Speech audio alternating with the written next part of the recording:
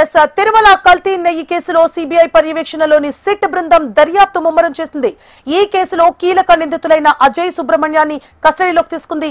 Nellore jail నుంచి 2 నిందితులను అదుపులోకి తీసుకున్న సిట్ వారిని తిరుపతికి తరలించింది. రియో ఆసుపత్రిలో వైద్య పరీక్షలు చేయించిన సిట్ అధికారులు అనంతరం కార్యాలయానికి తరలించారు. ఈ నెల 12 వరకు ఏసీబీ కోర్టు అజయ్ సుబ్రహ్మణ్యాన్ని కస్టడీకి ఇచ్చింది. కస్టడీలో కల్తీ నెయ్యికి సంబంధించిన కీలక సమాచారాన్ని రాబట్టాలని సిట్ భావిస్తోంది.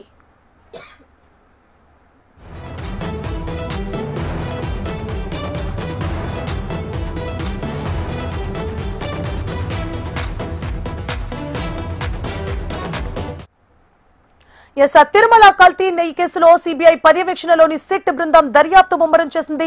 ఈ కేసులో కీలక నిందితులైన అజయ్ సుబ్రహ్మణ్యం ని కస్టడీలోకి తీసుకుంది. మరింత సమాచారాన్ని మా ప్రతినిధి చరణ్ అందిస్తారు. చరణ్.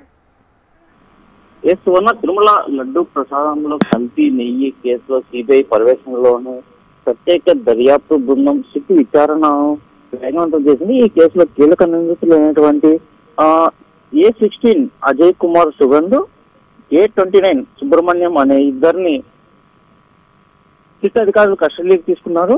అయితే నెల్లూరు జైలు నుంచి తిరుపతి రియో ఆసుపత్రికి తరలించి వైద్య పరీక్ష అనంతరం సిట్ కార్యాలయానికి తీసుకెళ్లి విచారిస్తున్న పరిస్థితి నెలకొంది. సిబిఐ కోర్టు ఆదేశాల మేరకు వీరిని ఈ నెల 12వ తేదీ వరకు సిట్ కస్టడీలో ఉంచారు.